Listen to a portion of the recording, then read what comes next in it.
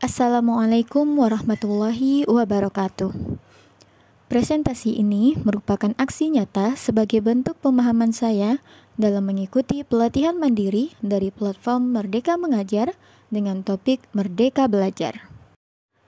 Bapak Ibu Guru, ada satu ungkapan dari Bapak Pendidikan Nasional Ki Hajar Dewantara yang sangat berkesan dan membekas bagi saya. Anak-anak tumbuh berdasarkan kekuatan kodratnya yang unik. Tidak mungkin pendidik mengubah padi menjadi jagung atau sebaliknya. Mari kita perhatikan ilustrasi berikut. Ilustrasi di atas memperlihatkan berbagai macam hewan yang kita representasikan sebagai siswa dengan latar belakang, watak, kemampuan, potensi yang berbeda. Sang guru memberikan instruksi kepada muridnya untuk memanjat pohon. Dari sini, kita bisa melihat siapa di antara mereka yang mampu memanjat pohon. Tentu jawabannya adalah seekor monyet. Bagaimana dengan hewan lainnya seperti ikan dan penguin? Apakah dapat mereka memanjat pohon tersebut? Tentu tidak. Beginilah gambaran yang mungkin selama ini kita lakukan kepada siswa-siswa kita ketika dalam kegiatan pembelajaran di kelas. Albert Einstein mengatakan, setiap orang itu jenius. Namun, jika Anda menilai ikan dari kemampuannya memanjat pohon, dia akan meyakini sepanjang hidupnya bahwa dia itu bodoh. Maka muncullah pertanyaan, apakah kita sebagai pendidik cukup hanya membantu murid dengan kecakapan kognitif atau pengetahuan?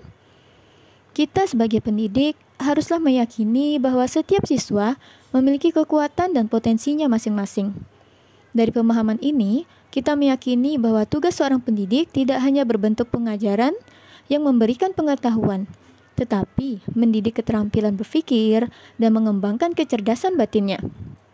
Pendidik haruslah menuntun tumbuh dan berkembang sesuai kodratnya, karena murid diciptakan sebagai makhluk yang memiliki kodrat untuk mereka hidup dan tumbuh.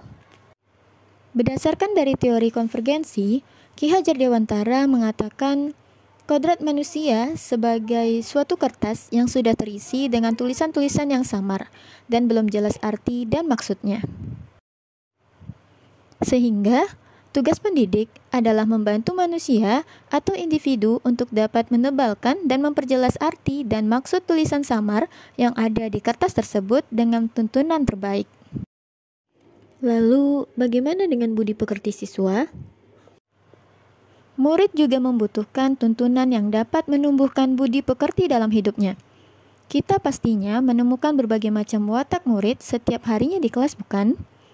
Dari sinilah peran pendidik untuk membantu murid menemukan watak atau budi pekerti, mengendalikan dan memperbaiki watak atau budi pekerti yang kurang baik, serta membantu menggali potensi kecerdasan budi pekerti di dalam dirinya.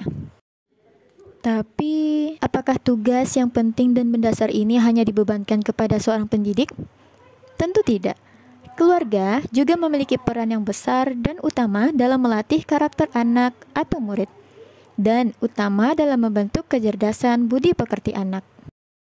Jadi, kita sebagai stakeholder dalam perkembangan tumbuh anak haruslah saling bersinergi dan bekerja sama agar anak mampu tumbuh dan berkembang sesuai kodratnya.